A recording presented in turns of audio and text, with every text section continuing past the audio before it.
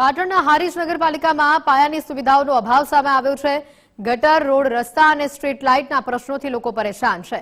સ્વચ્છતાની સમસ્યાને લઈને પણ નગરજનોમાં રોષનો માહોલ છે। અનેક રજૂઆતો છતાં પણ સમસ્યાનો ઉકેલ નહીં આવ્યો। તાલુકા સ્વાગત ફરિયાદની અંદર મોટી સંખ્યામાં લોકો ઉમટ્યા। મામલતદાર કચેરીએ રામધૂન બોલાવી રજૂઆત કરવામાં આવી છે। નગરપાલિકા સામે ભ્રષ્ટાચારનો આક્ષેપ કરવામાં આવ્યો છે। સમસ્યાઓનો તાત્કાલિક ઉકેલ લાવવામાં આવે તેવી માંગ કરાઈ છે।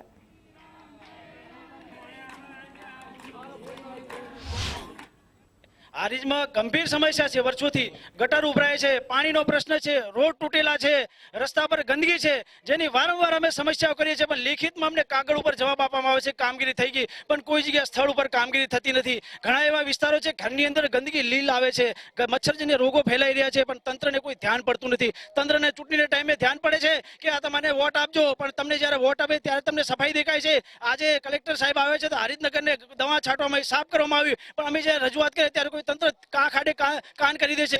હારીજ નગરપાલિકા સમસ્યા લોકોની દૂર કરતી નહીં, ઉપરથી સમસ્યા ઊભી કરે છે। અત્યારે હાલ બેચરાજી બાયપાસ રોડ બનાવવામાં આવ્યો છે, એની અંદર નાળા મિલવામાં નથી આવ્યો, પાણી ભરવાનો અત્યારે પ્રશ્ન ઊભો થયો છે।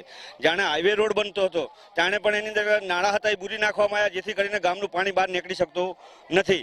આના વિશે પણ અમે ચર્ચા કરવા આવ્યા છે કે પાણીનો નિકાલ થતો નથી। અત્યારે ગંદુ પાણી તલાઈમાં જાય છે અને તલાઈમાં પાણી જઈને ગંદકીનું વધારે પેલું થઈ રહ્યું છે, વધારે પ્રદૂષણ થઈ રહ્યું છે।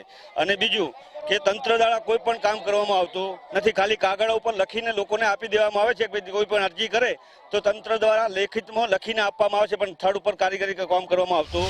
ગટરની બહુ જ ગંદકી થાય છે, એ રજૂઆત કરવા આવ્યા હતા, પણ સાહેબે કીધું કે 10 દિવસનું હું આલું છું તમને ટાઈમ, તમારે 10 દિવસમાં બધું સારું થઈ જાય। અમારા રોડે પણ સારા નહીં, ગટર પણ એટલા ઉભરાય છે, કશું વ્યવસ્થા જ નહીં। કોઈ નગરપાલિકા વાળા ઓભળવા માંગતા જ નહીં ને। નગરપાલિકા વાળાને કહીએ તો કે હોય જો એમ કરીને કોઈ આવતા નહીં। નગરપાલિકા વાળા તો ખાલી ખાવા જ બેઠા છે, એમને તો પૈસા મળે એટલે એનું જ કામ કરે। અમારે તો કોઈનું કામ કરવા માંગતા જ નહીં, ગરીબનું કામ કરતા